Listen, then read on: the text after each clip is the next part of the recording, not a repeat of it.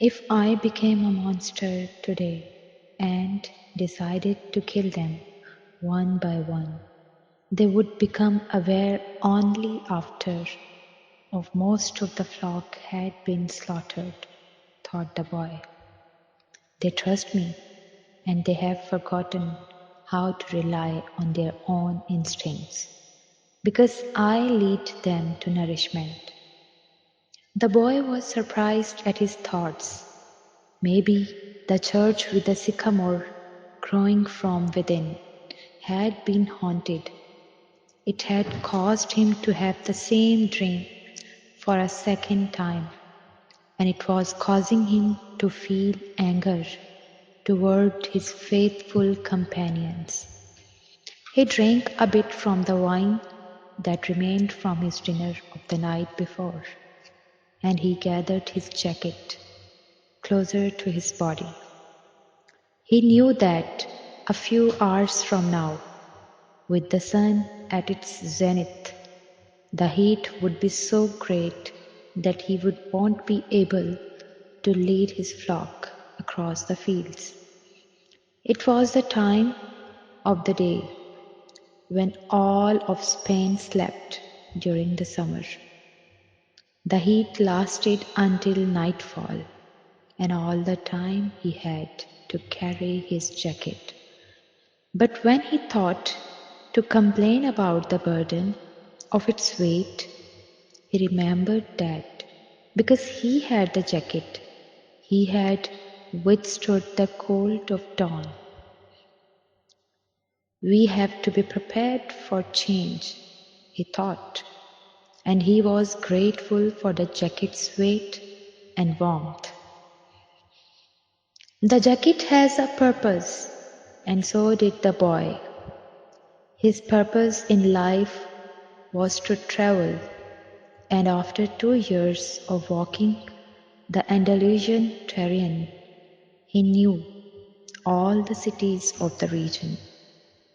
He was planning on this visit to explain to the girl how it was that a simple shepherd knew how to read, that he had attended a seminary until he was 16.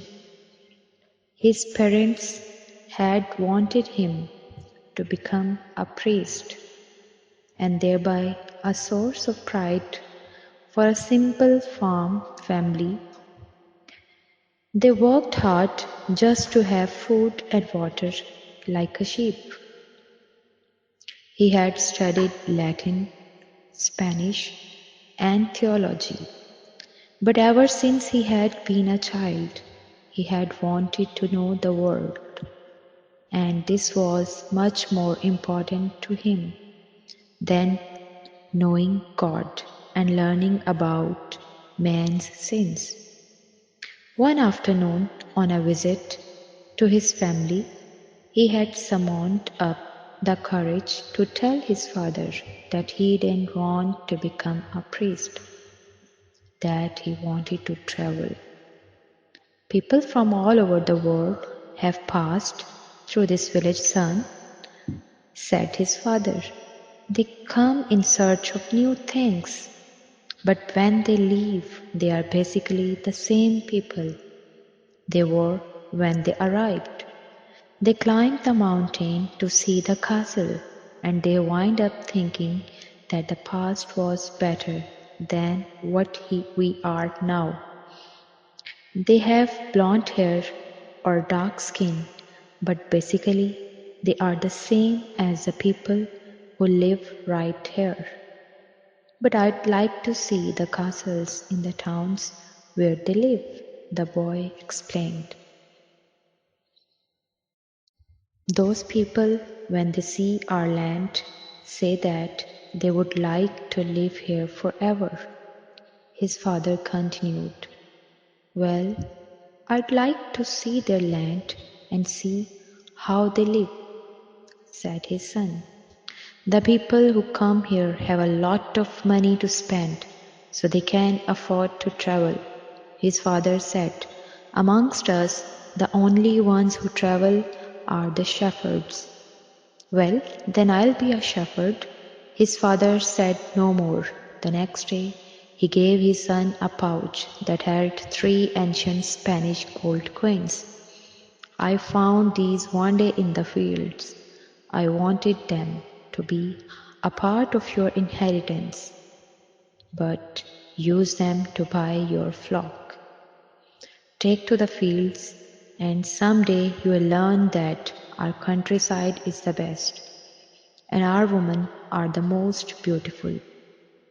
And he gave the boy his blessing. The boy could see in his father's gaze a desire to be able himself to travel the world, a desire that was still alive, despite his father's having had to bury it over dozens of years, under the burden of struggling for water to drink, food to eat, and the same place to sleep every night of his life.